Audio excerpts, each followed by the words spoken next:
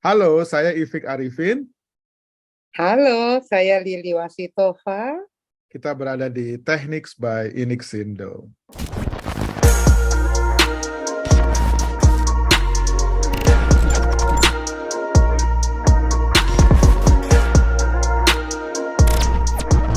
Halo, Lili, apa kabar?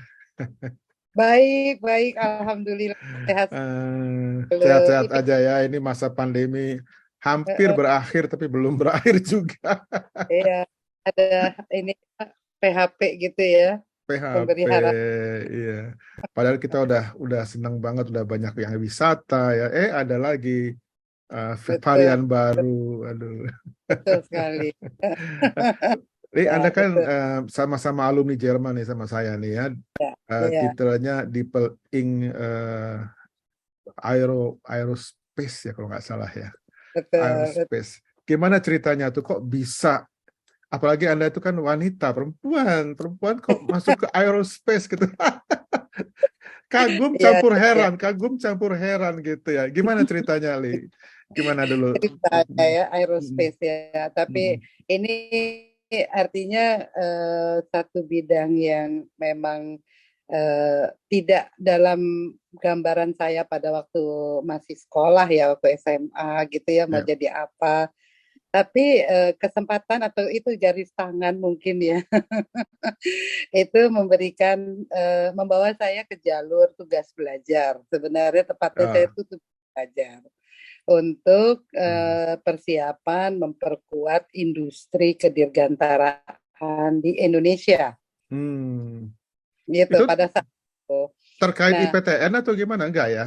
betul, betul. Hmm. Terkait dengan IPTN. Dari apa yang saya dapatkan dulu, ya itu udah dulu zaman SMA, Ya. itu sudah diprediksi, dihitung kemampuan perguruan tinggi untuk menghasilkan sarjana teknik di bidang penerbangan itu di Indonesia sangat-sangat kecil dibandingkan dengan proyeksi kebutuhannya. Ini awal 80-an ya. Ya. Jadi salah satu upaya yang dilakukan adalah percepatan tenaga-tenaga talenta-talenta di sektor penerbangan ini, kedirgantaraan dan semua aspek atau jurusan yang terkait ya, kurang Ke lebih gitu. sana. Dan Oke. adanya kerjasama gitu kan, kemana Hmm. nih mau belajar dirgantara gitu kan, Hmm. akhirnya pada waktu itu saya masih diberangkatkan dari perusahaan, tugas Hmm. belajar itu dari perusahaan. Jadi kalau ditanya nik saya tuh berapa, nik saya tuh 83 awalnya. 83. Jadi 8 83 itu saya udah jadi karyawan. Astaga. Karena kan ya penugasan tugas belajar. Kami nggak Ya, banyak ya, yang ya. ke Jerman pada saat itu. Angkatan pertama itu kami berenam Hmm. dan kebetulan enam-enamnya di penerbangan dan kita ke Braunschweig karena di Semuanya Braunschweig. semuanya enam. Oh, enam-enamnya ya. Jadi kita babat hutan ya istilahnya karena nggak tahu siapa Luar pilot, biasa. siapa yang Luar itu. biasa. Ya, Hmm. alhamdulillah. Dan kebetulan saya memang perempuan sendiri dari enam Hmm. itu. Hmm. Dan saya yang kebetulan sekolah di Jakarta, SMA saya di Jakarta. Saya juga dari Jakarta sendiri. Yang lainnya kebanyakan dari Bandung.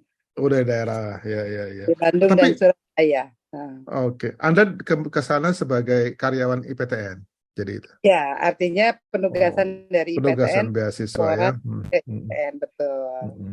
Lalu pilih Braunschweig ya kan di sana ada juga Hamburg sama Aachen barangkali ya, Aerospace apa Eh, betul, ada di uh, Frankfurt, ada di Aachen, ada di hmm, München, Munchen juga ada. ya, Oke, ya, TU. betul. Dan semua karena itu mengikuti di mana industri eh, kedirgantaraan di Jerman itu berada. Jadi kalau Hmm, Frankfurt itu ada ya, ada MBB pada waktu itu. hmm, Di hmm, Aachen itu memang pusat research. Di hmm, München juga ada untuk hmm, aerospace-nya hmm, sangat terkenal gitu. hmm, Jadi memang mengikuti kami yang di Braunschweig itu cuman dianggap paling lengkap aja palet artinya dari prodi-prodi, seluruh prodi ditawarkan di kampus kami gitu. Wih, luar biasa. Padahal Anda udah pernah sekolah juga ya di UI kalau nggak salah ya, pernah. Ya, saya di psikologi UI. Psikologi. Ya. Oh, jauh banget beda. Bedanya jauh banget antara aerospace dengan psikologi. Tapi Itu menariknya ujungnya sama loh. It's ujungnya all about sama. human ya. Oh iya iya, all about human. Ya ya ya ya. Ya, Anda belajar terbang juga enggak ya? Belajar belum jadi pilot. baca. Belajar juga. Tapi lebih jadi ini kan seperti konsep pendidikan di Jerman. Kalau kita Hmm. menggeluti satu bidang itu diharapkan Hmm. kita di Menjiwai. ya di tingkat akademik ya untuk Hmm. level master kan. Itu diharapkan juga tahu kira-kira apa sih aplikasinya ini seperti apa. Kita harus punya Ah, linknya gitu. iya iya iya iya. Iya. Saya Jadi tidak nggak ngambil license, tapi gitu saya ya. belajar terbangnya mengikuti saran sahabat saya almarhum pada waktu itu untuk punya feel terhadap konfigurasi atau ini cuaca itu paling bagus terbang glider. Jadi saya belajar No, glider ya. nggak takut ya. Alhamdulillah, alhamdulillah. Ya ya Ah, ya amazing ya karena amazing. itu teknologi sesuatu yang inovasi yang di reveal Hmm. dan dia convergence dan Hmm. sampai sekarang kaidah-kaidah ilmu atau konsep penerbangan itu tetap berlaku sampai hari Hmm. inovasi-inovasinya lah yang Hmm. sekarang membentuk atau adanya produk-produk baru ya. Gitu ya. Ya. Terus Anda kemudian promosi S3-nya di Universitas Pertahanan ya. Dan Betul. kayaknya karena Anda ada di aerospace, sepertinya sih tentang udara juga ya, tentang Ya, aku dapat bisikan soalnya itu ya ada bocorannya. dari Profesor Eko. Iya Ya, iya iya. Ya, itu itu partner. gimana tuh? Jadi Partner sehidup semati kata dia ya, kata iya, dia. Gimana ceritanya tuh betul. Jadi apa bela negara, udara, perbatasan, apa gimana gitu? Maksudnya kemana arahnya tuh? arahnya mungkin udah lebih multidimensi ya di saat Hmm. saya masuk untuk melakukan penelitian sebenarnya Hmm. lebih ke kasarnya atau ini besarnya gambaran besarnya adalah strategi pertahanan udara ya Taruh kira. udara. Ya, Namun ya. kita melihat konstelasi NKRI, kita melihat Hmm. azas-azas apa. Ada satu hal yang menarik ya. Di Hmm. tahun 50-an itu Bung Karno itu sudah mencanangkan 55 kalau saya nggak salah bahwa being an engineer ya bahwa beliau ini juga seorang insinyur atau ya orang Ya, teknik ya. itu beliau sudah mencanangkan dan menyatakan dengan sangat tegas dan sangat lantang Hmm. bahwa teknologi harus dikuasai oleh bangsa Indonesia itu adalah nuklir dan antariksa. Kita tahu bagaimana perkembangan teknologi di Indonesia ini, akselerasi yang terjadi tidak seperti yang mungkin diprediksi di awal pada saat saya ikut Ya. program atau ikut tugas belajar, ya Hmm. terkhusus untuk di kedirgantaraan ini. Hmm. Namun memang Dirgantara ini tidak hanya semata mengenai aerospace engineering, gitu kan. Hmm. Jadi ada banyak aspek yang Banyak yang lain. terkait langsung maupun tidak langsung. Hmm. Nah, saya penelitian di S3 ini lebih kepada wahananya. Hmm. Jadi pesawatnya sendiri itu hanya salah satu bagian kecil. Aspek Oh. apa yang kita kupas dalam Hmm. kaitannya sebagai pertahanan negara. Kita sekarang beralih ke vokasi kan, Mbak Lili apa namanya aktif di bidang vokasi, yaitu mendidik keterampilan, kompetensi sebetulnya yang dimaksud ya, keterampilan, ke pengetahuan sama behavior gitu, itu kan satu paket. Nah, sekarang yang ada di Indonesia ini vokasi itu dilimpahkan ke SMK gitu. Jadi Ya, SMK itu lulusannya diharapkan untuk terampil langsung ya, ya. Jadi ya. bisa kerja, nggak usah kemana-mana lagi. Ini ada hubungannya juga dengan bonus demografi gitu yang orang bilang eh, generasi apa nih alfa ya, generasi alfa atau beta Karena, di oke, alfa kayaknya ya, ya, bukan Z lagi alfa. Generasi alfa dan beta ini harus dipersiapkan oleh kita dari sekarang gitu ya. Nah, sekarang pertanyaannya adalah pengertian tentang vokasi itu sebenarnya apa sih, Li, yang dimaksud dengan kok Pak Presiden kita ini sengaja memfokuskan kita membuat banyak peraturan yang terkait dengan pendidikan dan pelatihan vokasi. Yang terakhir ada revitalisasi oke. vokasi gitu kan. Oh, Kira-kira ya, apa ya, ininya latar belakangnya atau tujuannya atau gimana gitu. ya, Maksudnya apa gitu ya. ya. Hmm. Oke. Saya mungkin betul ya, saya pegiat vokasi. Salah satunya sedikit banyaknya pengalaman saya sendiri untuk menjadi seorang diplom engineer. Itu kan kita harus melakukan kerja praktek industri selama 6 bulan. Ya. Karena kita diharapkan untuk bisa mendesain, nantinya kebetulan memang bidang saya rekayasa dan rancang bangun ya, Hmm. itu dan kita paham bahwa segala ketentuan itu perlu dipatuhi, diaplikasikan, terutama di sektor penerbangan ketentuannya sangat-sangat rigid gitu. Hmm. Jadi saya kerja praktek dan bekerja di industri pendukung di Dirgantara pada waktu itu, dan kita mulainya dari workshop, kerja di bengkel ya, kita Ya. main ya, bikin bikin parts, bikin menyambungkan parts, pakai desain peruntukannya waktu itu Hmm. solusinya kita pakai kita bikin satu alat ukur untuk mengukur lubang ozon di kutub utara. Kalau pernah dengar kira-kira kayak gitu ya. Susah Nah, bayanginnya. Oke, oke. ya, saya sebagai student waktu itu, tugas saya itu memang benar-benar kita micromanaging banget. Kita mesti tahu persis bolts and nuts-nya itu, dari barangnya seperti apa, belinya di mana, Hmm. cara melihat sertifikat compliance terhadap norma-norma kedirgantaraan. Jadi Hmm. memang suppliernya nggak banyak. Nah, Hmm. terus kita harus merangkai, membangun, dan kita harus uji lagi rangkaian kita. Hmm. Ujinya segala macam sampai destructive test gitu ya. Nah, saya ikut dalam siklus itu sebagai Hmm. magang ya, Magang ya, mahasiswa workshop. Hmm. workshop. Hmm. Jadi saya bukan masuk sebagai orang yang ngitung, detailing, terus duduk dengan para desainer yang sudah ada. Kan nggak, saya mulai dari bawah. Ya. Tapi pengalaman tersebut mengajar kepada saya bahwa itulah vokasi. Karena Hmm. saya sebenarnya diharapkan menjadi masuk ke jalur akademik, di jalur akademisi sebagai master ya. Hmm. Tapi ada lagi satu master ini boleh aja dia punya desain yang jenius ya, yang wah gimana gitu ya.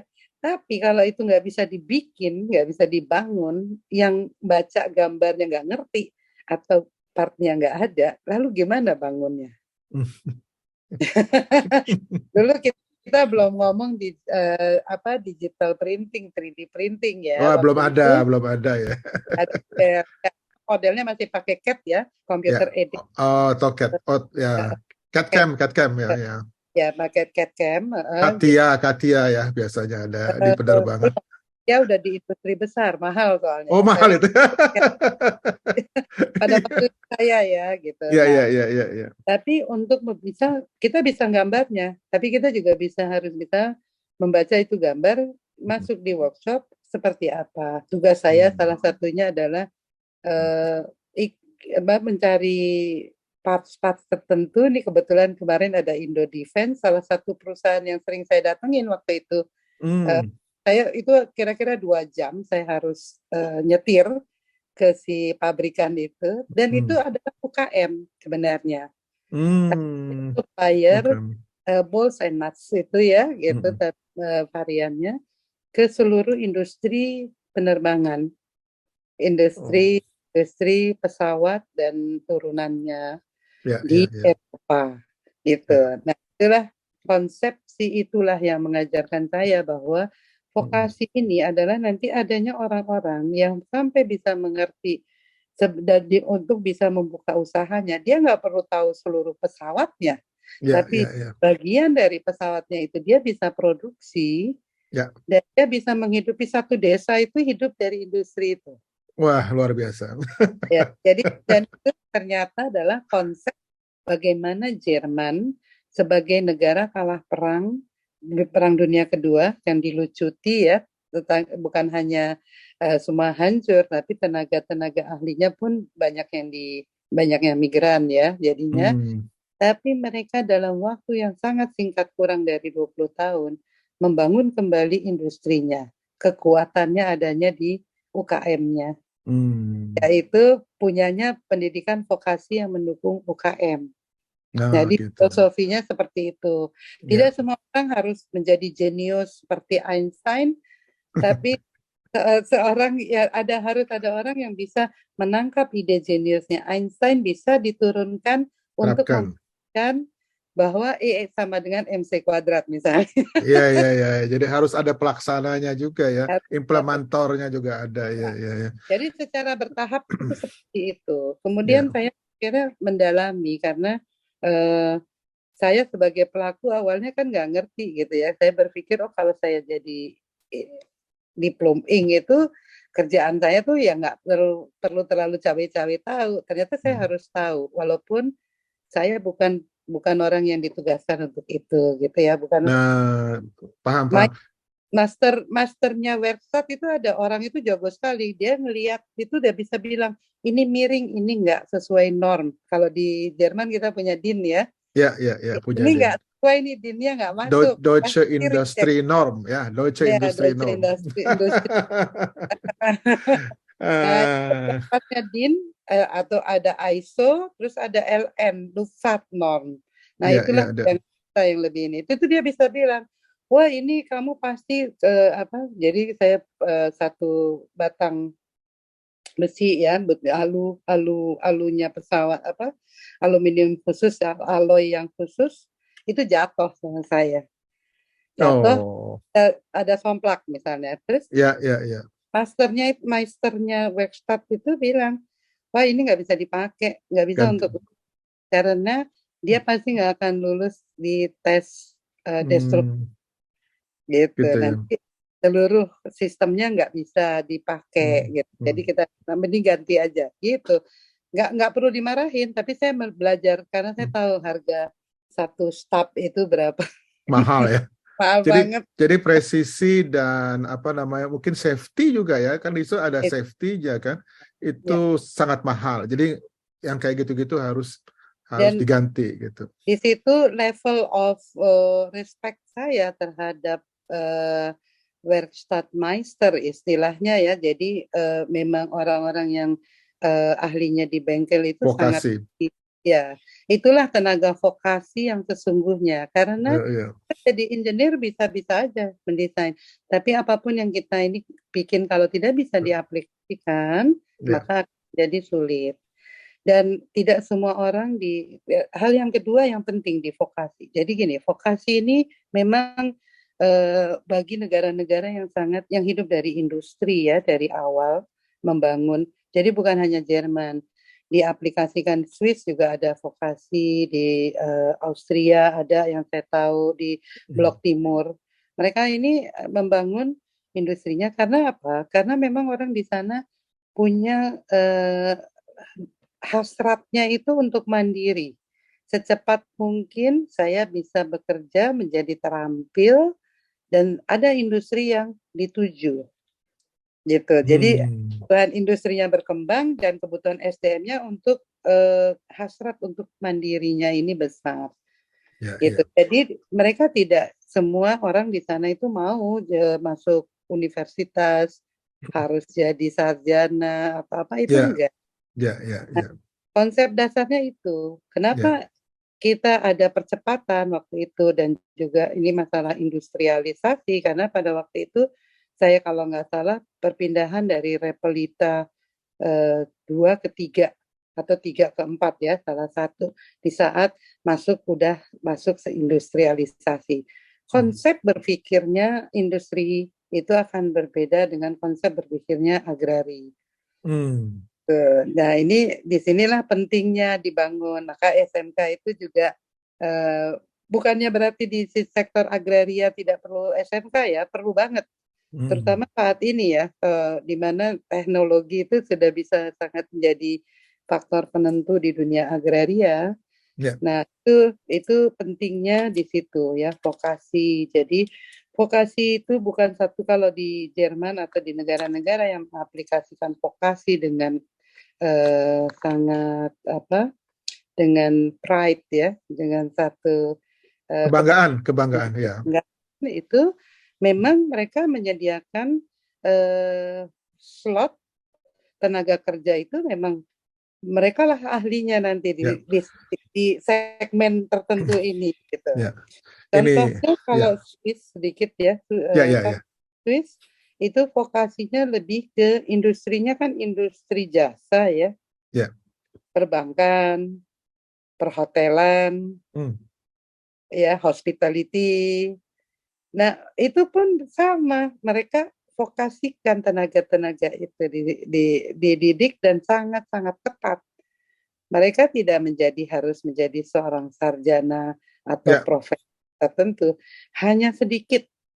Jadi mungkin yang berlaku itu Pareto itu berlaku ya, Pareto ya 20-80. Jadi memang dari seluruh misalnya lulusan itu memang yang diharapkan hanya 20% yang masuk ke tingkat jenjang akademik, yang 80% itu diharapkan untuk bisa mengisi kebutuhan di sektor industri yang mana dibutuhkan tenaga-tenaga terampil. Setuju. Ya, itu kan bahayanya juga kalau boleh kasih komentar di Jerman, kalau anak-anak petani itu masuk ke sekolah universitas mau jadi dosen atau mau jadi riset, nanti yang nurusin petaninya nggak ada lagi gitu. Atau mereka meriset, kalau anak saya, anak betul di agroscience ya, agroscience.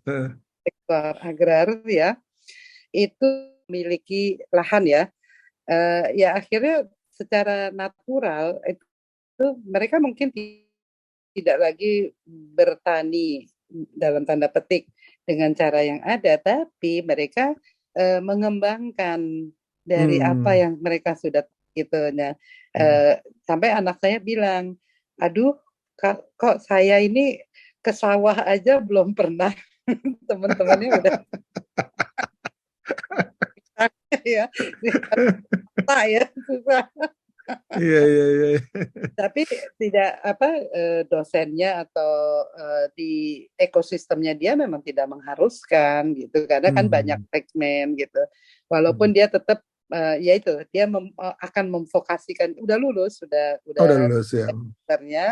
Tapi dia udah bilang jadi akan mengambil waktu 2 bulan untuk memvokasikan diri supaya feel-nya dia lebih ini. Jadi mindset-nya itu yang berubah ya dia. Ya. Memang jadi ilmu magang itu sebetulnya memang bagus buat semua orang, baik buat sarjana juga supaya tahu the real ininya ya, the real prosesnya ya. Betul. Jadi bagus banget. Jadi betul, saya cerita dulu pertamanya shock banget ya. Kita itu belajarnya itu karena saya masuknya sebelum masuk ke aerospace engineering itu kita masuknya teknik mesin. Wajibnya silat itu kita suruh ngikir ya, ngikir. Jadi bubut sampai sekonvensional itu gitu di zaman itu ya. Dan kita agak gini ngikir oke deh gitu. Kalau ngikir itu 8 jam itu cuma ngikir itu. Itu belajar bener loh. Jadi saya juga pernah kerja di pabrik kayak gituan ya, ngikir bubut gitu. Itu presisi banget gitu loh, presisi. Mereka itu terus terang aja saya kagum dengan orang-orang Jerman, terutama kalau misalnya tukang ledeng gitu ya. Mereka emang ahli gitu. nggak Ya, main-main ahlinya gitu. Tapi dia cuma bisa ledang doang, yang lain dia nggak bisa. memang. Jadi memang spesialis. Jadi Jerman itu mampu menciptakan pekerja-pekerja spesialis seperti itu sehingga kualitas kerjanya bagus Ya, gitu. karena itu Uh-uh. quality kan, speed and power, tapi ada Hmm. quality, nggak boleh ditinggalkan. Kalau enggak kan dia Hmm. sendiri juga nggak berani, terutama untuk high tech, sektor-sektor high tech ya, apalagi otomatisasi sekarang Hmm. ini nggak bisa kalau nggak presisi. Dan Hmm. walaupun kelihatannya autonomous atau nggak ada atau robotik gitu ya nggak ada orangnya, tetap di belakang itu ada orang. Hanya Hmm.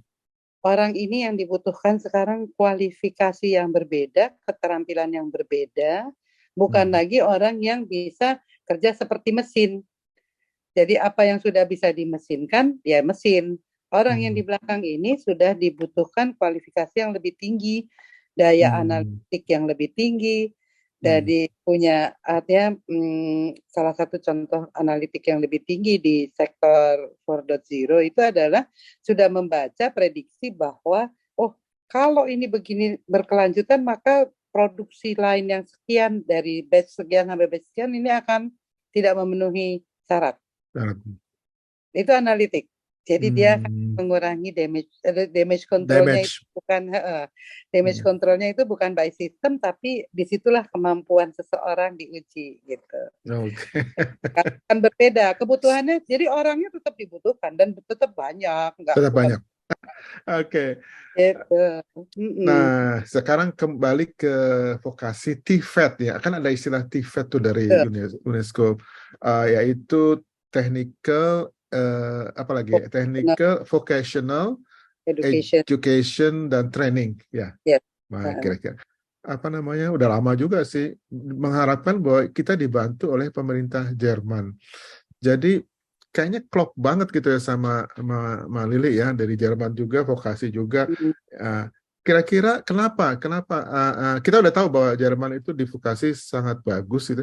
Tapi kira-kira bantuan apa yang bisa diberikan mereka ke kita sehingga kita bisa menjadi lebih gampang maju ke depan gitu. Ya. Baik, ini terkhusus TVET ya. TVET TVET, ini TVET, TVET ya. Apa tadi bukan singkatan dari technical and vocational, education education and training ya, ya. TVET ya. Ya, jadi TVET ini konsepnya sebenarnya sama. Basisnya tadi konsep berpikirnya adalah ada industri, butuh tenaga terampil, Ya. ya. Lalu bagaimana mekanisme sebelum saya masuk ke TVET, bagaimana cara Jerman, saya nggak tahu yang negara lain nggak saya dalami, tapi di Jerman itu akhirnya mengkategorikan ini tenaga terampil ini, ya Hmm. kan?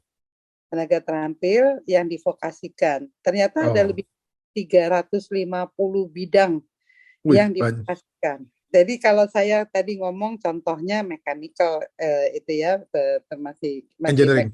Hmm. engineering, teknis.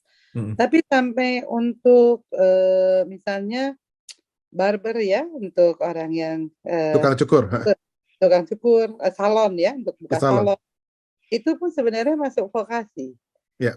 Untuk menjadi bakery, untuk menjadi ahli ini roti, pembuat roti, sampai bakerynya itu pun divokasikan. Ya. Kenapa? Karena saya ambil contoh bakery di Jerman itu ada satu peraturan, ada satu undang-undang di sana mengharuskan dalam radius tertentu di daerah pemukiman harus ada minimal satu atau beberapa bakery. Kenapa? Hmm. Karena ini adalah makanan pokok mereka. Pemerintah Hmm. menyediakan makanan Wajib. pokok. Jadi Wajib. wajib ada bakery ya, nggak boleh nggak ada ya. Ya, Untuk itu. setiap berapa ratus meter gitu. Ya. Nah, kalau ada pemukiman baru, Neue Siedlung Ya. misalnya, Mm-mm. ya di Erofland, maka harus wajib diperkirakan berapa populasi, bahkan berapa bakery yang perlu. Maka di Hmm. situ diajarkan.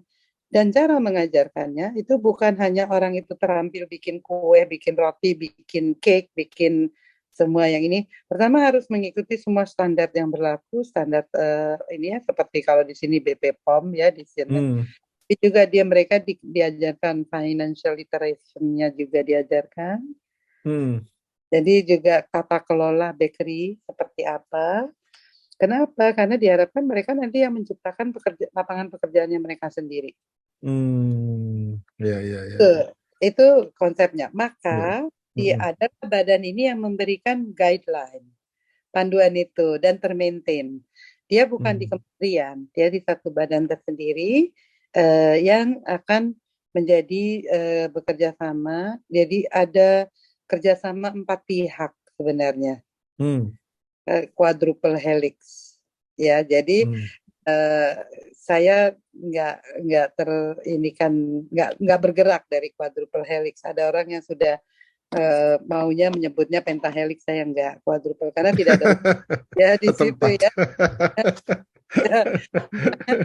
Dan quadruple helix itu ikatan yang paling solid. Yeah. Nah, itulah landasannya. Bagaimana ini semua dibentuk? Nah, badan inilah yang akhirnya mengekstraksi membuat satu standarisasi. Nah, TVET itu sudah ada pelaksanaannya. Ya, misalnya sektor industri, di sektor makanan. Kalau mungkin kita di Indonesia kita bisa bikin itu di sektor ini yang kalau di Indonesia ini kan selalu orang setiap daerah punya makanan khasnya ya untuk oleh-oleh gitu ya, misalnya sektor pangan pendukung pariwisata gitu ya, misalnya itu ya. Dan itu UKM semua. Nah, sektor-sektor ini dulu dibuat, lalu dibikin apa-apa kualifikasi yang harus materi yang dan diturunkan. Nah, inilah TVET, Technical and Vocational Education and Training. Nah, di Indonesia hadir pemerintah Jerman itu sudah dari tahun udah lama. Ya. Vokasi ini udah lama.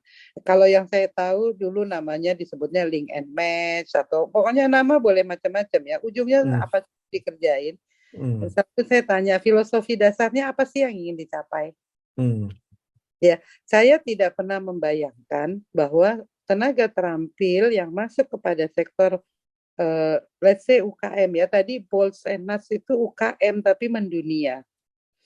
Jadi dia tuh nama perusahaannya nih baru dapat nih kemarin dari Indo Defense, dapat souvenirnya lagi gitu, sampai saya ketawa ya karena saya kerjanya itu di workshop itu ya. Ya. Saya tahu perusahaan kamu, saya tuh bolak-balik ke situ dari Branson. lu aja mampir sana ngobrol ya. Jangan-jangan nostalgia ya. Ya.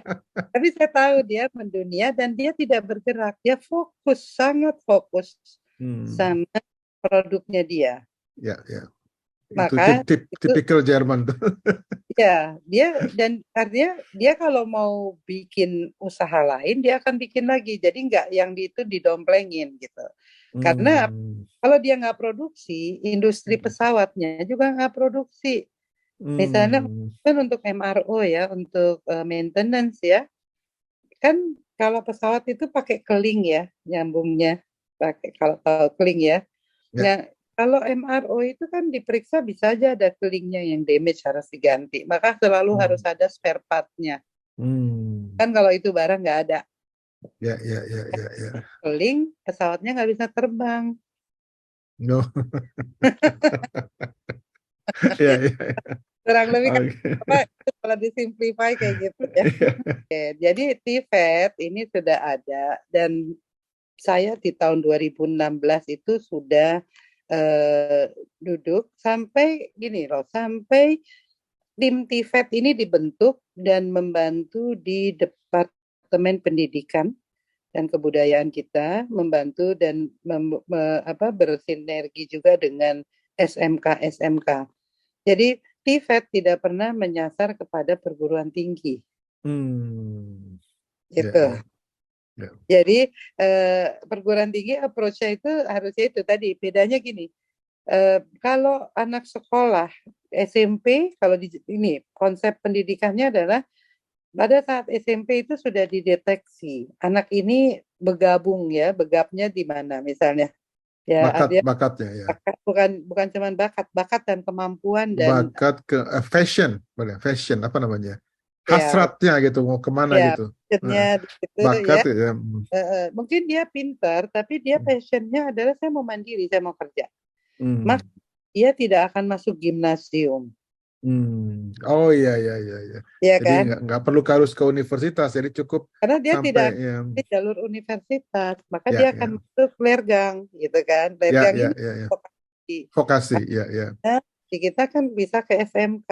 ya ya. Ada persamaan. Apakah dari lergang dia bisa masuk universitas? Nantinya tetap bisa.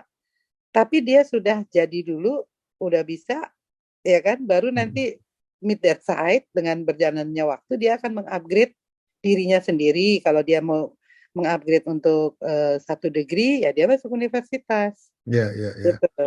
Tapi Hmm. dia sudah punya keahlian dan sudah bekerja. Ya Biasanya ya. seperti itu.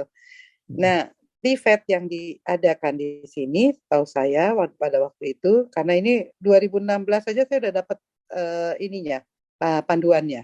Hmm. Jadi udah dibikinin, udah di adjust, artinya dengan lewat banyak FGD.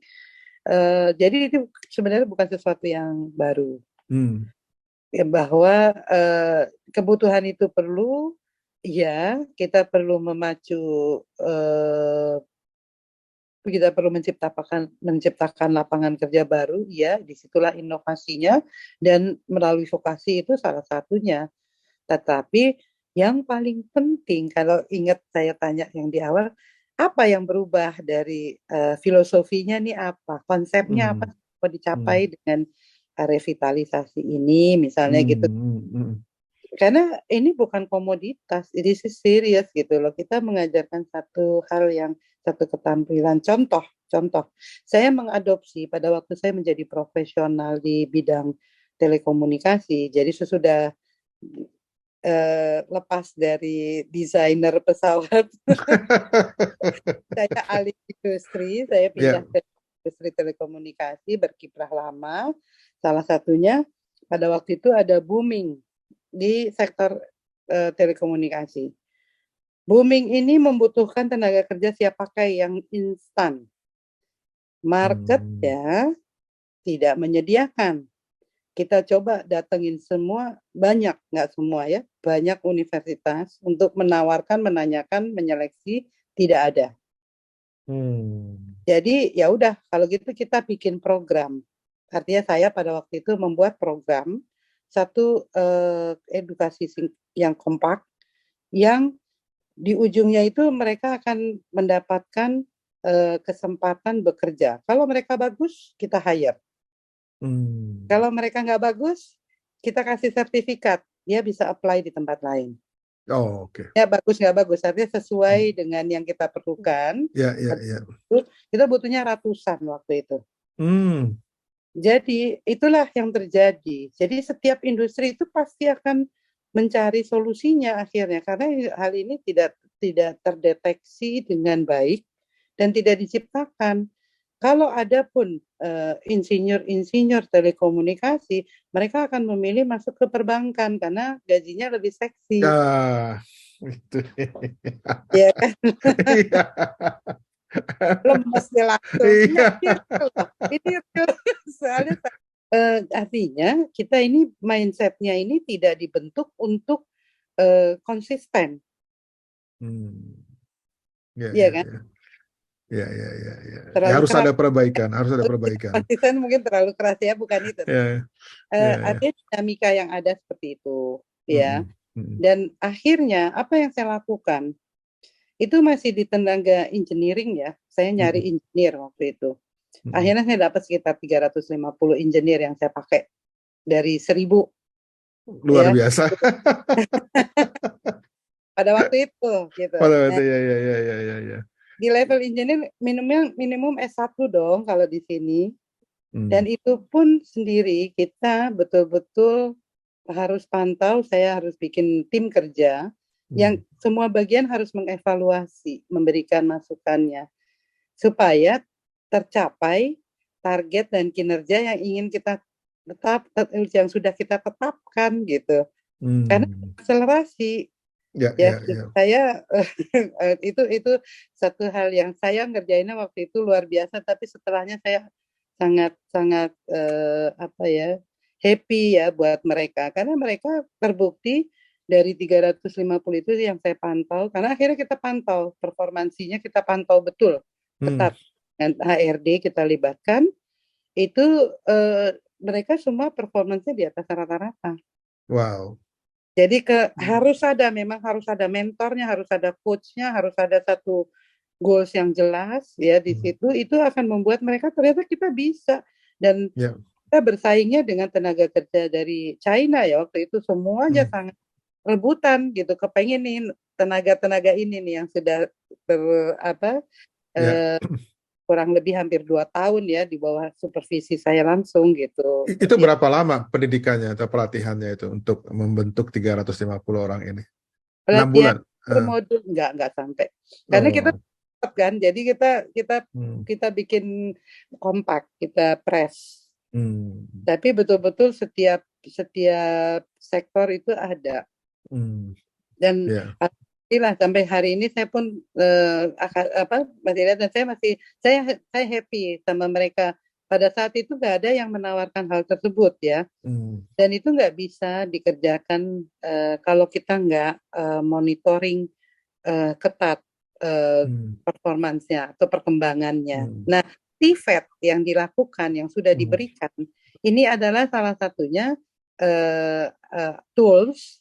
Mereka salah satunya ada toolsnya untuk memonitoring perkembangan ini gitu. Oh, ada toolsnya ya. Jadi ada tools-toolsnya lengkap itu sebenarnya ada gitu. Jadi tergantung sektornya, ini industri apa yang mau disasar. Nah, kelanjutan itu tadi engineering ya, masih di sektor betul-betul orang yang saya plotting akhirnya akan jadi PM. Jadi di antara diplom ing dengan S3 saya tuh saya jadi master PM. Nah, saya passionnya waktu itu membentuk PM karena itu udah kompleks. Berapa sih rasio saya dari 350 ini, berapa orang yang bisa qualified jadi PM kira-kira? Itu alhamdulillah saya masih di atas rasio rata-rata. Nggak banyak loh. Jadi ya itu dinamika sebagai pelaku ya sebenarnya. Ya. Nah, tahap berikutnya ternyata kita masih kesulitan sama orang lapangan. Jadi teknisi. Nah, teknisi. Akhirnya saya bikin lagi modul untuk masuk ke gimana membentuk teknisi. Teknisi itu udah nggak bisa kita ajarin teknisi duduk di kelas ya begini nyatet gitu, seperti kita belajar mengajar di kampus ya gitu, nggak bisa, harus ada cara lain. Dan kita pakainya tandem 1+1, jadi ada satu teknisi yang udah jadi membawa satu teknisi magang, kan double cost ya. Jadi ada pendampingan gitu ya. Iya, harus begitu.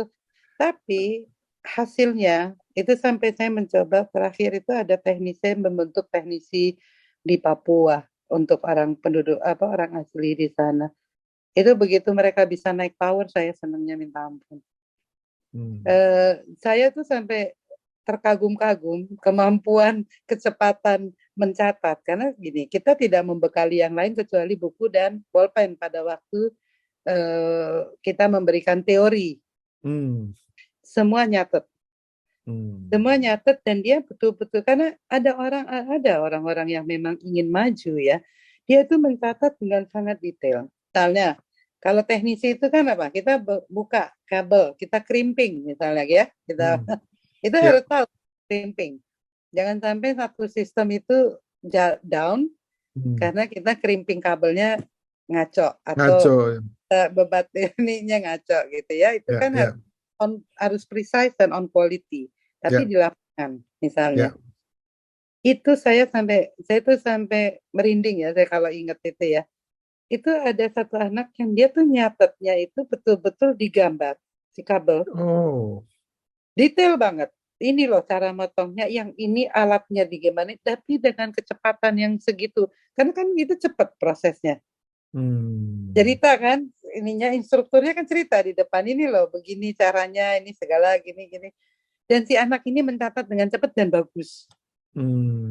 Karena dia tahu, dan dia ke lapangan, kita kirim try out kan. Dia bawa dan dia jadi, alhamdulillah. Ya, luar biasa. Cuman saya sih berharapnya ya itu kita cetak banyak, tapi ya nggak kekuatan kita juga terbatas ya. Namun saya itu yang membuat saya yakin. Saya percaya SDM kita itu bisa kalau kita memang bawanya benar. Ya, tapi ya itu dia. Jadi tergantung model dari pembelajarannya dong. Jadi bagaimana kita membuat agenda silabus untuk mereka belajar, kemudian bahan ajarnya seperti apa, coachingnya seperti apa, fasilitatornya seperti apa, peralatannya juga harus lengkap, ya kan? Dan itu semua saling terkait untuk mencapai. Makanya kalau di kita bicara vokasi tadi ya, quadruple helix itu yang dibutuhkan itu industrinya. Jadi saya kan waktu itu kan, dan saya mengajak masyarakat madani, masyarakat yang ada yang memang mau dibentuk ya. Dan saya membentuk akhirnya institusi pembelajaran sendiri. Karena apa? Karena saya kemana-mana nggak bisa. Saya kan dari universitas ke universitas untuk bicara, untuk ketemu, itu nggak bisa. Memang kita bukan satu sektor usaha yang menyerap buruh ya, misalnya kayak gitu ya. Otomatisasi misalnya perusahaan itu pabrik ya, itu kan menyerapnya buruh. Itu bisa ribuan ya terserap, mungkin itu lebih seksi, tapi itu pun nggak di universitas nyarinya kan gitu ya. Enggak. Tapi kita butuh tenaga-tenaga terampil di sektor tersebut gitu. Nah disinilah dan ada pemerintah atau pemerintah daerah ya yang memberikan kebijakannya yang tepat. Nah karena semua pada waktu itu nggak ada ya, kita is about surviving ya, ini bisnis ya, kita pengusaha. Kita nggak mungkin kan, misalnya saya janji deliver 100, saya cuman bilang saya deliver 20 ya karena kondisi pasar tenaga kerja begini begitu gitu kan, nggak mungkin. Kita harus mensolusikan. Nah pebisnis ini akan mensolusikan, kita mencari solusinya. Maka kalau saya janji deliver 100, saya deliver 110, itu bisa. Oke. Hanya saya harus mau, dan saya betul-betul ikhlas, dan alhamdulillah itu terlewati. Bukan sekali soalnya, itu berseri gitu ya. Berseri ya. Alhamdulillah itu terbukti dan bisa gitu loh. Bisa. Saya betul-betul percaya sama tenaga kerja kita. Memang kita harus milih dan kadang kita harus tegas ya, harus tegas. Ya. Tapi itu di engineering ya, pilih ya. Di engineering aja. Ya.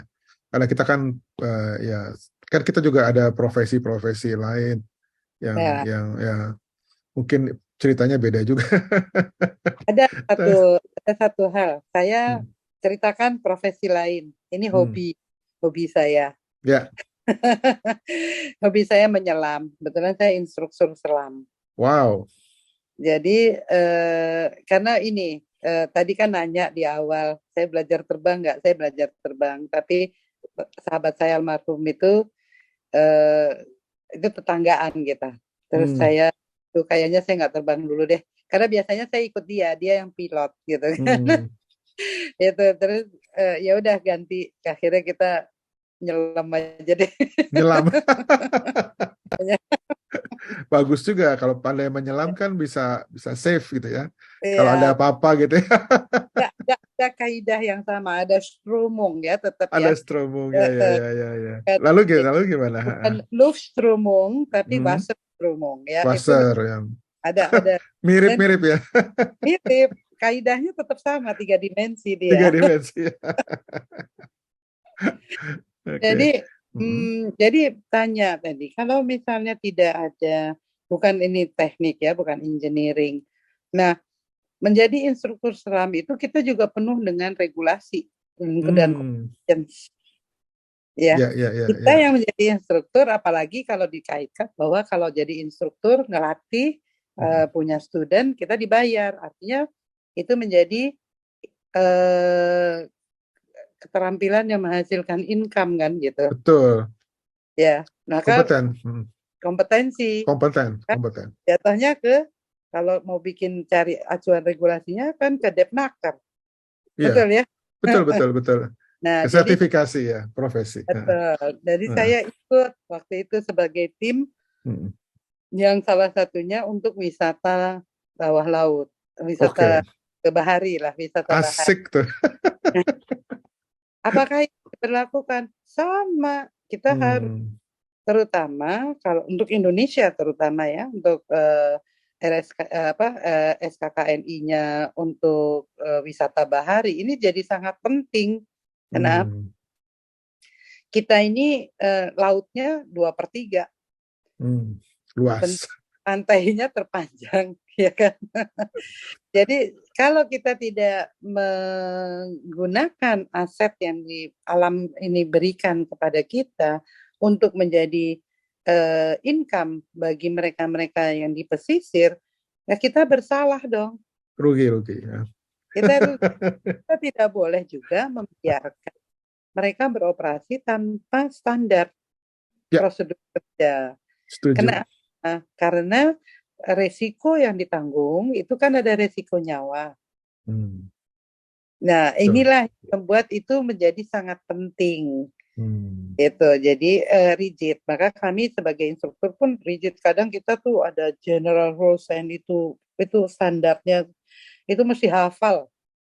Titik Hmm. koma itu kalau ini gini nanti gimana? Kalau ini karena banyak akhirnya kayak senior-senior yang sangat kita kagum ya beberapa penyelam-penyelam itu terkena kasus karena terjadi insiden atau eksiden. Ini yang nggak boleh. Maka standarisasi ini penting. Jadi bukan hanya sektor teknis ya, Hmm. teknologi base atau apa enggak di sektor Ya, soft skill ya ini penting. pun itu Betul. Jadi gitu. standarisasi punya peran ya atas Sangat sangat bertanggung. keselamatan kita juga Nah, ya, ada hubungannya ya. masalahnya pada waktu itu yang kita akhirnya alhamdulillah sepakat itu Hmm. memang yang bisa berkontribusi kepada satu standar itu adalah para pelakunya, pelaku industrinya. Kebetulan Islam ya, kebetulan dia senior-senior lah, ini yang orang-orang yang jam terbang saya kebetulan aja ikut ya. Ya, Tapi ya, mereka yang jam terbangnya itu udah dia boleh dibilang kalau ke dive spot manapun dia tahu lah namanya si A, si B, si C gitu.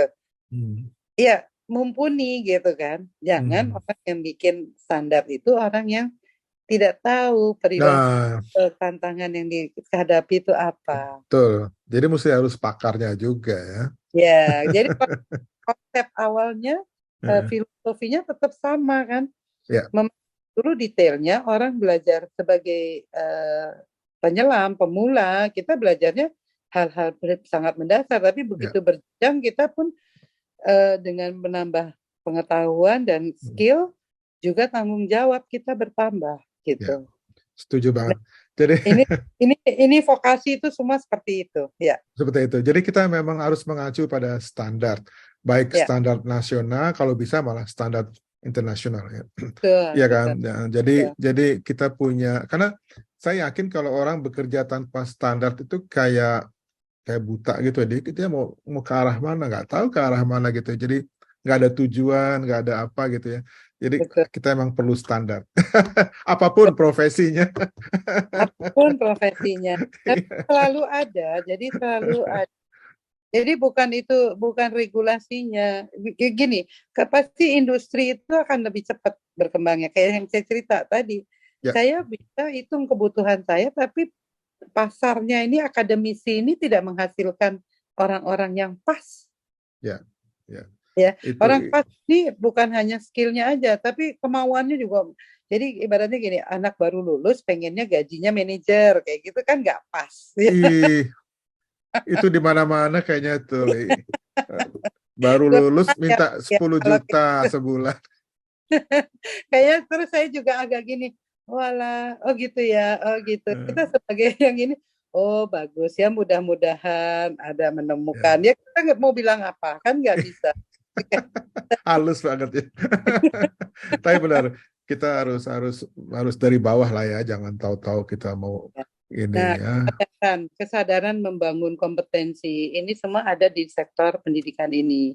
Ya, Jadi kita tidak terlalu percaya pada utopi-utopi yang ada, terutama medsos ini ya, bahwa oh lu nggak ngapa-ngapain, lu jadi misalnya sekarang ya jadi influencer, gaji dapat duit sekian, nggak ada orang ngasih duit gitu aja gitu ya. nggak ada freelance itu nggak ada ya. Nggak ada freelance gitu ya, tapi ya Oke. kira-kira itulah Eh, bentuk vokasi Li, ya tadi kita ya. udah lama loh ini, udah lebih dari 1 jam ini. Iya, Luar biasa ya. Thank you banget. Kayaknya kita oke. kita harus berhenti, kita nyambung ke jilid 2 kayaknya nih. Iya, nanti ini aja dikabar ya kurang. Ya, Tapi kalau tentang vokasi ya saya pegiat ya, saya mendalami, saya mengikuti dan saya juga melihat dampaknya di saya kebetulan udah nggak pegang data, nggak teraktualisasi ya. Biasanya saya akan bicara dengan data karena COVID ini kemarin juga lumayan ya kita kehilangan semangat juga ya untuk oh tetap iya. biasanya retrieve data itu kan harus secara berkala untuk ini aja. Jadi paling rujukan saya, tapi tendensi dan fenomenanya tetap sama. Ya. Kita harus waspada. Ada gap juga loh. Ada gap selama COVID itu, terutama di bidang pendidikan ada gapnya. Jadi gap itu yang harus ditutup nanti. Ya, harus dikejar. Dan saya setuju kalau memang saat ini kan tadi ya baru ya April 2022 dan bahwa Bapak Presiden ini sangat concern, ini bukan hanya hari ini ya, itu sudah dari periode pertama beliau itu sudah mencanangkan.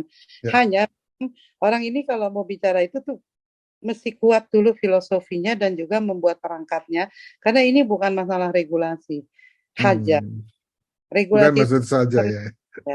Tapi harus ada yang create, harus ada inovasi di balik situ gitu. Saya paling tidaknya saya tahu karena saya melakukan pada saat itu dan tantangannya seperti apa juga.